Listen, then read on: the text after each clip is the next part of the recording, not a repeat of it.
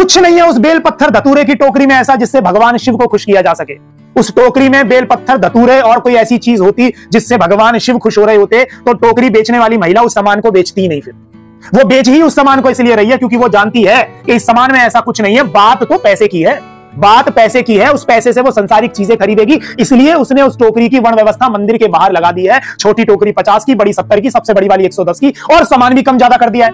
वो महिला जानती है वैल्यू पैसे की ही है, और महिला ये भी जानती है इस धतूरे की टोकरी को चढ़ा करके लोग ईश्वर से मांगेंगे पैसा ही, संसारिक चीजें ही मांगेंगे, और उस महिला ने वो पैसा पहले ही आपसे ले लिया है। मूर्तिकार उस मूर्ति को बेचता ही नहीं अगर वो मूर्ति पैसा दे रही होती। जिस मूर्ति से आप पैसा मांग रहे हो अगर वो पैसा दे रही होती तो मूर्तिकार उस मूर्ति को बेचता। हमें बाहरी चीजों की जरूरत इसीलिए पड़ रही है ईश्वर को खुश करने के लिए क्योंकि भीतर से हम बिल्कुल खाली हैं। अगर ईश्वर के आप इतने तगड़े भक्त होते, इतने महीनों में सावन आया है, आप खाली हाथ भी पहुंच जाते, भगवान शिव आपको देख के खुश हो जाते। आप खुद सोचिए, एक बेटा दूसरे राज्य में जॉब कर रहा है और 1 साल के बाद अपने मां से, अपने पिता से मिलने जा रहा है, तो मां और पिता को चीजों की अपेक्षा रहेगी। मां और पिता तो खुश हो जाएंगे, मेरा बेटा आ गया, मुझे कुछ और चाहिए ही नहीं।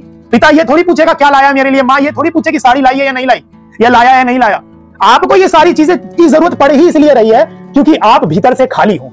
ये सारी चीजें चढ़ा करके ईश्वर को खुश करना चाहते हो, और खुश करके भी वही संसारिक चीजें मांगोगे, पैसा मांगोगे जो महिला पहले ही आपसे ले चुकी है टोकरी के बदले में। और यही ईश्वर कह रहा है। ईश्वर कह रहा है मुझे तेरे फल फ्रूट माला वाला कुछ नहीं चाहिए, मुझे तू चाहिए।